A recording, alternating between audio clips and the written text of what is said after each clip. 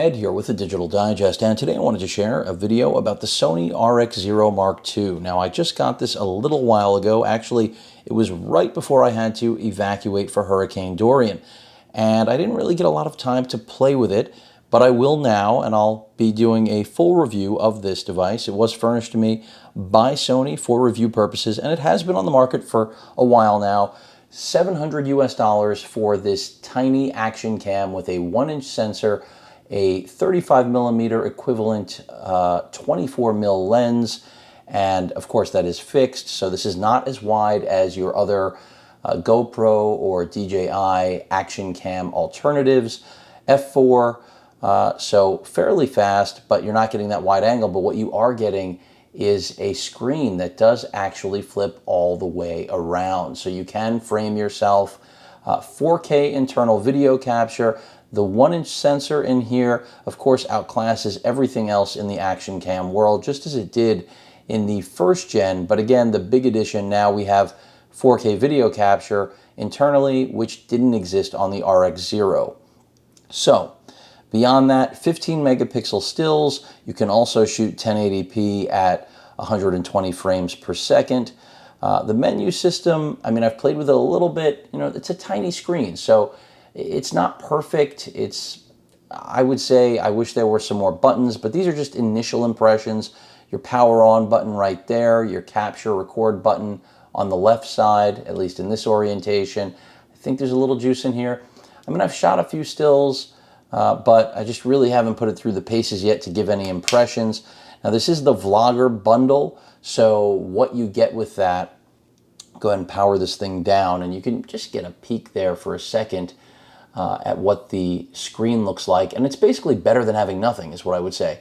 The biggest pitfall on paper and in real life with this is the lack of continuous autofocus. And from what I have read, that is basically just a matter of size. You know, this thing is water resistant. I think 33 or 35 feet of water, dust resistant. So, I mean, you can, you know, get rough with this thing, so to speak, like any other action camera. If you want to go deeper, you're going to need a housing.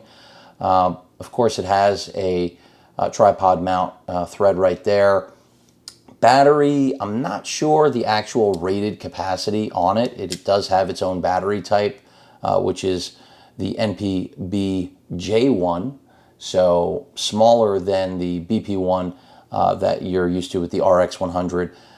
But the constraint here in terms of continuous autofocus is just having a 1-inch sensor in this form factor doesn't leave a whole lot of room for anything else. So that's really why. But what they have done, which is unique and sets it apart, is that they have given you right here, of course, the multi-port interface, Sony's signature, HDMI out, and a microphone jack. So something that it took forever to get with the RX100, we have here in the RX0 Mark II, which is palm friendly, forget pocket friendly. And I think that was smart. I mean, there's a reason, you know, only micro SD, as you noticed, I've got a micro SD card in there already. And the whole idea here is really fairly simple, and that is by selling the Vlogger bundle that they've shipped to me here, you're getting the remote control. I've covered this in the past. Good for a wide array of different Sony cameras as long as it can support the weight, because using the multi-port hookup, you've got video and still capture, and then zoom if applicable. Here, I believe, you know, clear image does exist, but that's it. Charging cable, and then a microphone that is old but still functional. I covered this years ago, I believe. It's quite a number of years now. And again, the idea is fairly simple, that you can, you know, put this on and rig it up, and you do have dedicated audio. So that's pretty much the Vlogger bundle right there. But what I'll be focusing on through the course of my review of the RX0 Mark II is really going to be where it stands, how it fares in the world of action cameras, and then how much more interesting, or better I should say, or complementary, depending on your case use scenario it is, than something like an RX100. And that doesn't have to be the latest and greatest Mark VII, but I mean any of them, because that's what you need to remember. This has the sensor of an RX100 inside of a body that is a fraction of an RX 100 size. Even if there's no real way to actually compare these. I mean, in terms of their form factor. Of course, in terms of still and video capability, I absolutely will be. And having the flip around screen, I mean, that's becoming Sony's signature these days, isn't it?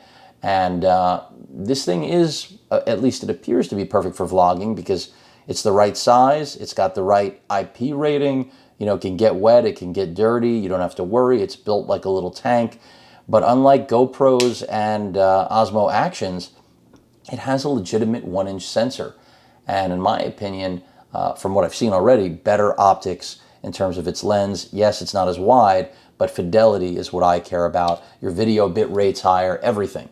So yes, it's expensive at $700, but it might be what you're looking for if DJI and GoPro just don't give you the quality that you'd like, or if you want the capability, the quality of an RX 100, of course, sans continuous autofocus, which I wish was in this, but we'll probably see it in the 3rd generation, in the tiniest factor available, so in my opinion, this is a revolutionary product, although it may be far from perfect, but definitely a very big step forward from the RX0 1st Gen.